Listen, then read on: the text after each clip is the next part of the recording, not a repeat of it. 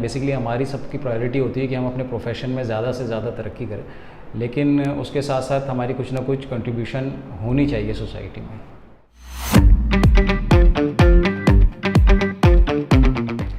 तो इसी कंट्रीब्यूशन को देखते हुए कि सोसाइटी में लोग किस तरह कंट्रीब्यूट कर रहे हैं, आज हमने दावत दी है एक ऐसी शख्सियत को जिनका बेसिक ताल्लुक़ तो टेक्सटाइल से है, लेकिन वो टेक्सटाइल के साथ साथ एजुकेशन में कंट्रीब्यूट कर रहे हैं और अपनी एक एकेडमी चला रहे हैं कराची के इलाके औरंगी टाउन में।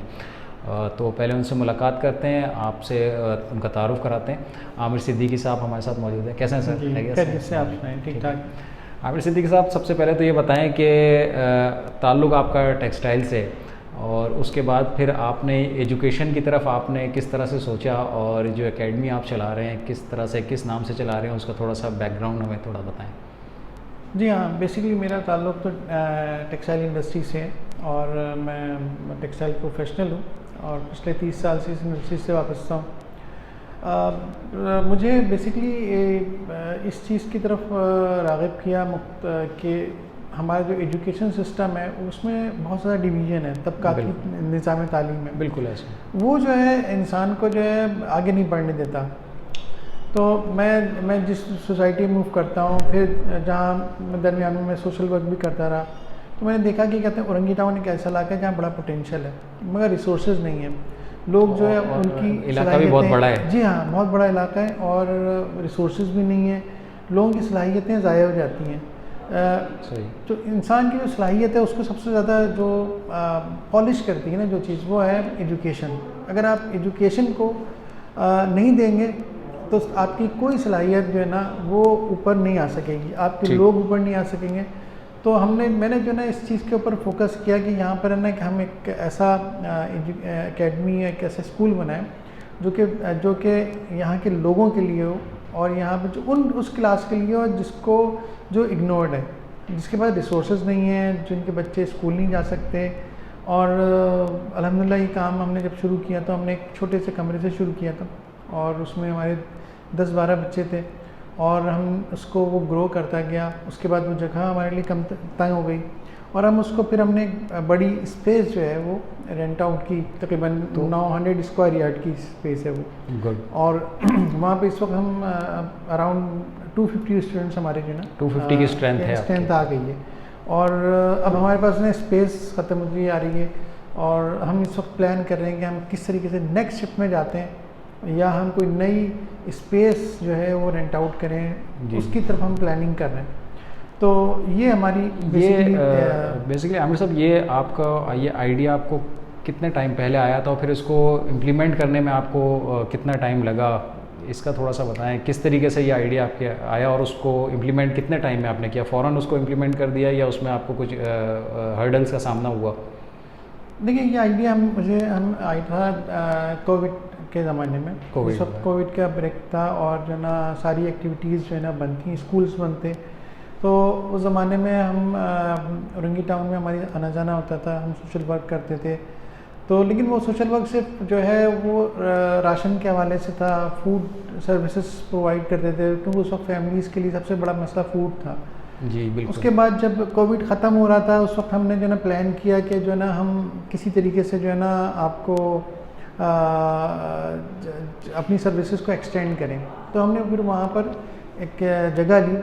उस ज़माने में कैसा वाक़या भी हुआ जो मतलब जिसने ख़ासा जो ना मेरी लाइफ पे इम्पेक्ट किया। जैसे मेरी छोटी सिस्टर थी, वो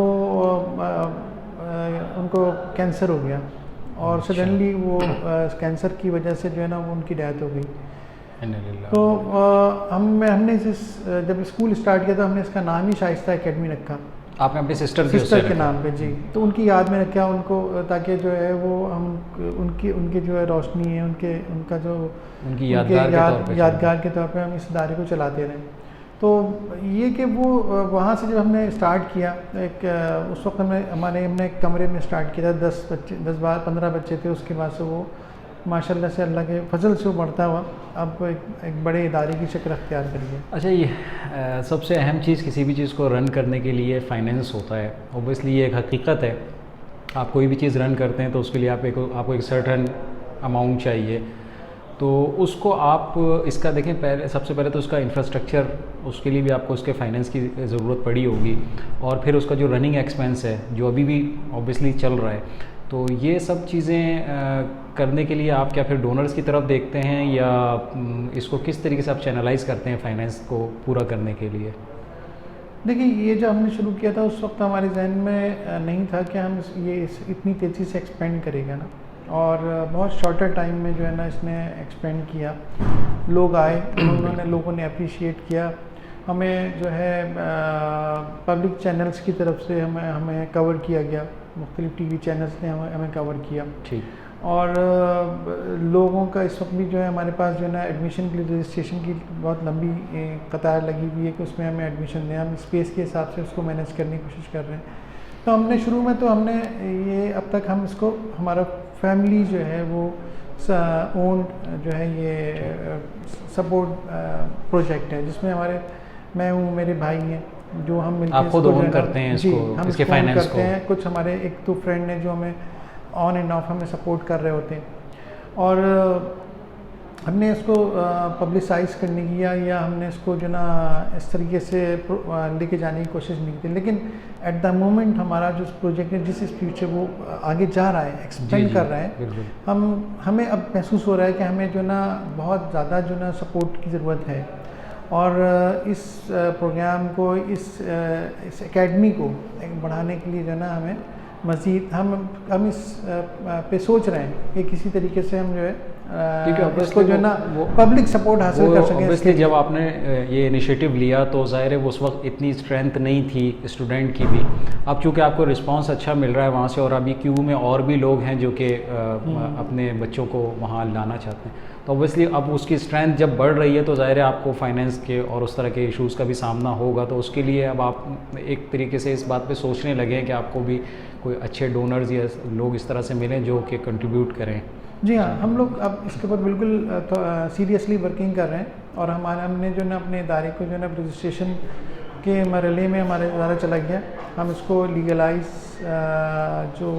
ताकि हम डोनेशन ओन कर सकें ना, हम डोनेशन ले सकें, और उस सिलसिले में जो है हमारे जो है वो जो लीगल टीम है वो वर्किंग कर रही है, ताकि जो है हम सूनर हम जो है इन प्रोसेस है वो मामला। जी हाँ, वो हमें करना पड़ेगा, क्योंकि अब जैसे जैसे प्रोजेक्ट बढ़ता जा रहा है तो उसको ना सपोर्ट और डोनेशंस की ना ज़रूरत पड़ रही है। जी हाँ, वो अब आपको फील होता है कि इसके लिए हमें वो रिक्वायरमेंट है। बिल्कुल ऐसे ही है, बिल्कुल ऐसे ही है। और अच्छा, एक तो चीज़ ये है कि ये तो फाइनेंस के हवाले से हो गया कि आपको ज़ाहिर है अब इस स्टेज पे आके ये फ़ील होता है कि आपके पास डोनर्स होने चाहिए। दूसरा ये कि जिस तरीके से आपने भी एक सोसाइटी के लिए कंट्रीब्यूट किया है और एक आपने एक इनिशिएटिव लिया और आपने एक बुनियाद रख दी है, आप ख़ुद सोसाइटी से क्या तवक्को कर रहे हैं इसके लिए कि वो सोसाइटी या वो कम्युनिटी जिसमें आपने ये किया है वो आपको किस तरीके से आपकी तवक्कुआत पे पूरा उतर सकती है? क्या आपको उनसे भी कोई तवक्कुआत हैं फाइनेंस से हट के? ऑब्वियसली फ़ाइनेंस तो वो नहीं कर सकते हैं, फाइनेंस के लिए तो आप डोनर्स की तरफ देख रहे हैं। क्या आप सोसाइटी से भी कोई तवक्को कर रहे हैं इस सिलसिले में?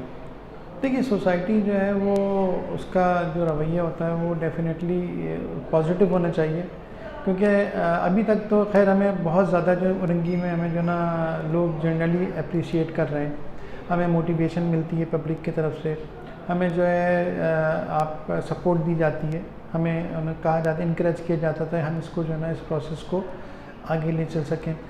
और सोसाइटी का रवैया बहरहाल पॉजिटिव है, और हम यही एक्सपेक्ट करते हैं कि सोसाइटी जो है हमारे साथ जो है ना इस चीज़ को अंडरस्टैंड करे कि ये एजुकेशन जो है वो लाइफ लाइन होती है किसी भी कौम की ना।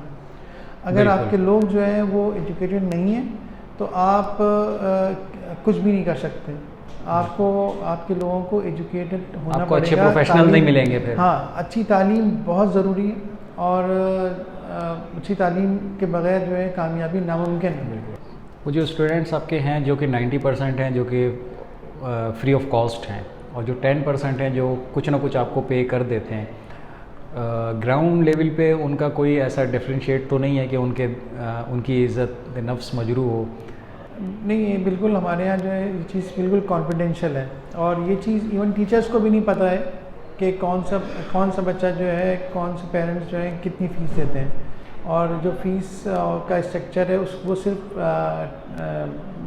सिलेक्टेड जो हमारे पास स्टाफ है वो हैंडल करता है, और उसमें जो है वो स्क्रूटनी करते हैं अपने तौर पे, वो भी कॉन्फिडेंशियल तरीके से होती है। वो भी कोई ऐसा नहीं होता कि हम जाके किसी के मोहल्ले में या किसी के नेबर्स में जाके हम कोई इस तरह की कोई बात करें। हमारी जी हम हमारी स्क्रूटनी भी जो है वो कॉन्फिडेंशियल तरीके से होती है, और हम जो है हमारे यहाँ किसी को भी नहीं पता होता कि कौन सा बच्चा क्या पे कर रहा है और उसके साथ किस टर्म पे हम जो है ना वो कर रहे हैं। मकसद ये होता है ये इस तरह की टर्म्स रखने का ताकि पेरेंट्स भी थोड़ा सा कॉन्फिडेंस हो, उनको भी पता हो कि जी कहते हैं वो कैसे स्कूल में आने या उनकी रिस्पेक्ट कर रहे हैं हम, ठीक है।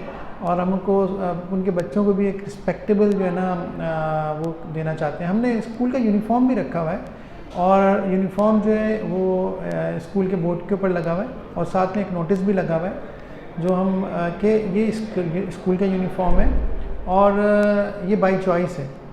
जो बच्चे पहनना चाहें उसको तो ज़रूर पहने, और जो ना पहनने चाहें तो ना पहने। इसका मकसद भी यही है कि कहते हैं क्योंकि यूनिफॉर्म जूते जो हैं वो एक कॉस्ट है, और वालिदैन के लिए ना ये एक बहुत बड़ी कॉस्ट होती है, और वो उसको जो है ना उनके लिए ज़रूर यूनिफॉर्म वगैरह जो है, यूनिफॉर्म जो है वो पेरेंट्स ही बेयर करते हैं। जी इसमें ऐसे ही है कि हमने यूनिफॉर्म बाई चॉइस रखा है। उसमें हमारे पास जो है हार्डली 5% बच्चे भी जो है ना यूनिफॉर्म नहीं पहनते। उनमें ज़्यादातर बच्चे जो है वो घर के कपड़ों में आते हैं। उसमें हमने फिर ऐसा किया हुआ है कि हमारे पास हमने एक सिस्टम बनाया हुआ है कि जहाँ महसूस करते हैं कि बच्चा जो है वो ख़राब कपड़े पहन के आ रहा है, साफ़ कपड़े पहन के नहीं आ रहा है, तो हमारे पास कुछ स्टॉक है कपड़ों का, जूतों का, जो हम बच्चों को देते हैं, गिफ्ट करते हैं। ठीक है, वो ताकि वो उसको पहन कर आना शुरू करें। जी हाँ, जैसे छोटे बच्चों की टी शर्ट्स हो गई, उनके ट्राउज़र्स हो गए और जूते हो गए। कुछ स्टॉक्स हम टाइम टू टाइम हम बाई भी करते हैं, और कुछ स्टॉक हमें जो है ना डोनेट भी किया जाता है। जो हमारे सर्कल में फ्रेंड्स हैं वो हमें डोनेट कर रहे होते हैं, हम उनको ड्राई क्लीन करा के उसको पैक करा के उसको प्रॉपर तरीके से बच्चे को जो है ना देते हैं ताकि वो उसको यूज़ कर सके। तो अभी आप जो है वो प्राइमरी एजुकेशन दे रहे हैं या किस क्लास तक अभी आप कर रहे हैं? हमारा स्कूल मॉन्टेसरी से जो है क्लास 10 तक है, और अभी जो है वो क्लास 10 अभी स्टार्ट नहीं हो सकी। अभी 9 के बच्चे हैं जो अभी पढ़ रहे हैं, वो सेकेंडरी लेवल पे आप सेकेंडरी लेवल पे जा रहे हैं हम लोग। जी हाँ, मुख्तलिफ ट्रेनर्स जो है ना हमने हायर किए हुए होते हैं, जो मंथ वाइज जो है ना वो आकर बच्चों को ट्रेन करते हैं। यानी अब एक ट्रेडिशनल जो तालीमी निज़ाम है उससे हट के आप जो है पर्सनैलिटी ग्रूमिंग पे भी काम कर रहे हैं। उसमें पब्लिक स्पीकिंग के ऊपर हमारे बच्चों को ग्रूम किया जाता है। इसके अलावा कॉन्फिडेंस बिल्डिंग के ऊपर हम काम करते हैं, और बच्चों के जो है सेशंस अरेंज होते हैं उसमें। इसके अलावा हर महीने कोई ना कोई प्रोग्राम किसी न किसी टॉपिक पे हम अरेंज कर रहे होते हैं, ताकि बच्चा जो है उसमें एक एबिलिटी डेवलप हो, बच्चे में एक कॉन्फिडेंस डेवलप हो, और वो आगे बढ़कर जो है ना काम कर सके। और ये इसलिए भी ज़रूरी है क्योंकि आप जिस सोसाइटी से स्टूडेंट्स लेके आ रहे हैं तो उनके अंदर वो कॉन्फिडेंस लेवल उस सतह पे नहीं होता जो कि हमारे यहाँ हमारे सोसाइटी को चाहिए होता है। अगर आप उस तरह से उस सोसाइटी के या उस कम्युनिटी के लोगों को लेके आते हैं और उनको कॉन्फिडेंस देते हैं तो वो ज़्यादा कंट्रीब्यूट कर सकते हैं सोसाइटी के लिए आगे अपनी प्रोफेशनल लाइफ में भी। बिल्कुल ऐसे ही है। देखें जो लैक ऑफ रिसोर्सेज और जो वहाँ के जो एक मसाइल हैं, वो घर के मसाइल जो हैं उसके वो बच्चे के ऊपर ही बहुत ज़्यादा इफ़ेक्ट करते हैं, और वो जो है डिप्रेशन में ज़्यादा चला जाता है। और उसको उस डिप्रेशन से निकाल के उसको जो है ना लाइफ की एक जो है ना नॉर्मल लाइफ पावर देनी होती है, ताकि वो जो है ना अपने आप को बूस्ट अप कर सके, अपनी एनर्जी को बूस्ट अप कर सके, डीमोरलाइज भी ना हो। क्योंकि हमारे पास सोशल मीडिया भी है, तो कंपैरिजन बहुत आसान हो जाते हैं और वो इंसान को डिप्रेशन की तरफ ले जाते हैं। तो हमारी कोशिश ये है कि हम एजुकेशन दें, साथ में हम उसकी पर्सनैलिटी डेवलपमेंट करें, और तीसरा स्किल के ऊपर हम कोशिश कर रहे हैं। हमने शाइस्ता एकेडमी में एक सेक्शन बनाया हुआ है जो कि शाइस्ता वोकेशनल ट्रेनिंग के नाम से हमने बनाया था। उसमें हमने अभी कुछ अरसे जो ना ख़वातीन को जो है वो ब्यूटिशन के कोर्सेज़ करवाए, और उसके अलावा वहाँ पे हमने स्टिचिंग के कोर्सेज़ करवाए। वो बेसिकली आपकी स्किल डेवलपमेंट वाली साइड है। अच्छा, अब हम इसको मज़ीद जो ना, ये तो कन्वेंशनल कोर्सेज़ थे जो हमने अभी ख़त्म हुए हैं कुछ दिन पहले।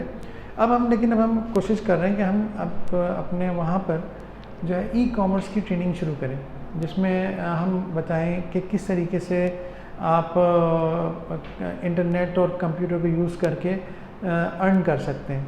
क्योंकि हम बिलीव करते हैं कि ये जो है सिस्टम को बदलना चाहिए कि वेल्डर के बेटे को वेल्डर ही बनना चाहिए और इलेक्ट्रीशियन के बेटे को इलेक्ट्रीशियन ही बनना चाहिए। ज़रूरी नहीं है। हम जो नई आने वाली टेक्नोलॉजी है वो उसका एक्सेस देना चाहते हैं। हमारे पास एक कंप्यूटर लैब भी हमने डेवलप की है, जिसमें हम बच्चों को जो है ना बेसिक से स्टार्ट कर रहे हैं। क्लास 5th से हम जो है ना, हमारे पास कंप्यूटर एजुकेशन लाजमी है, और हम उसमें बच्चे को नो हाउ और कंप्यूटर की बेसिक चीज़ें सिखाते हैं, ताकि क्लास 8 तक आते आते उसको इतनी नॉलेज हो जाए कि वो उसके ऊपर बेसिक चीज़ें जैसे वर्ड, एक्सेल आपके हैं, और इसके अलावा आपके फ़ोटोशॉप्स हैं, इन पेज है, वो इस्तेमाल कर सकें। आमिर साहब हमारे सामने एक लाइव एग्जांपल है कि इन्होंने अपने प्रोफेशन के साथ साथ, जो कि टेक्सटाइल एक बहुत मसरूफ़ तरीन प्रोफेशन है, उसके साथ साथ इन्होंने अपने पैशन को देखते हुए सोसाइटी के लिए कंट्रीब्यूट किया, और ये हमारे लिए बहुत बड़ी एग्जांपल है आमिर साहब हमारे साथ। और व्यूअर्स, बहुत शुक्रिया हमारा प्रोग्राम देखने का। इंशाल्लाह अगले प्रोग्राम में हम एक और नए गेस्ट के साथ, और ऐसे गेस्ट के साथ जो सोसाइटी के लिए कुछ ना कुछ कंट्रीब्यूट कर रहे हैं, उनके साथ फिर हाजिर होंगे। Thank you so much. अल्लाह हाफिज़।